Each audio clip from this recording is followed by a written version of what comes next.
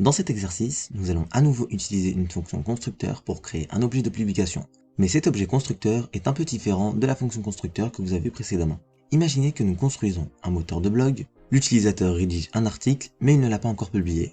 À quoi pensez-vous que la fonction constructeur devrait ressembler? Alors, passez quelques minutes sur cet exercice et lorsque vous avez terminé, revenez et continuez à regarder la correction. Commençons par créer cette fonction constructeur, nous allons l'appeler post avec un P majuscule ici. Alors, de quels paramètres avons-nous besoin ici? De toute évidence, nous avons besoin du title, du body et de l'auteur, mais nous n'avons pas besoin du nombre de vues, car la première fois que nous créons un message, les vues doivent être définies sur 0, et chaque fois que nous affichons ce message, nous incrémentons cette valeur. Donc les vues ne sont pas quelque chose que nous voulons passer ici. Nous voulons utiliser une valeur par défaut de 0 lors de l'initialisation de cet objet de publication. Il en va de même pour la propriété Comments. Pour un nouveau message qui n'a pas encore été publié, nous n'avons aucun commentaire. Nous ne voulons donc pas ajouter de paramètres de commentaire ici. Il en va de même pour la propriété isLive. Nous voulons définir ceci sur faux par défaut. Il n'est donc pas vraiment nécessaire d'ajouter un paramètre supplémentaire dans cette fonction.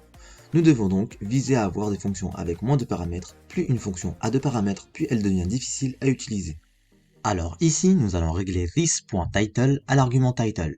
Il en va de même pour le body et la propriété auteur. Maintenant, pour les vues, je vais initialiser cela à 0.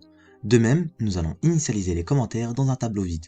Donc à l'avenir, nous pouvons ajouter de nouveaux objets à ce tableau. Puis finalement, nous définissons isLive sur false. Maintenant, au lieu d'initialiser cet objet de publication ici, nous allons appeler notre fonction constructeur, on va passer le title, le body et l'auteur, et enfin enregistrons cela sur la console. Ainsi, nous pouvons voir l'auteur, le body et les propriétés du title sont initialisées en fonction des valeurs que nous avons passées ici. Mais les propriétés d'auteur sont des valeurs par défaut. Ainsi, les commentaires sont initialisés dans un tableau vide. isLive est faux et les vues sont égales à 0. Voilà pour ce petit exercice de fin de section sur les objets en JavaScript. On se retrouve pour la prochaine section où on va voir les tableaux en JavaScript.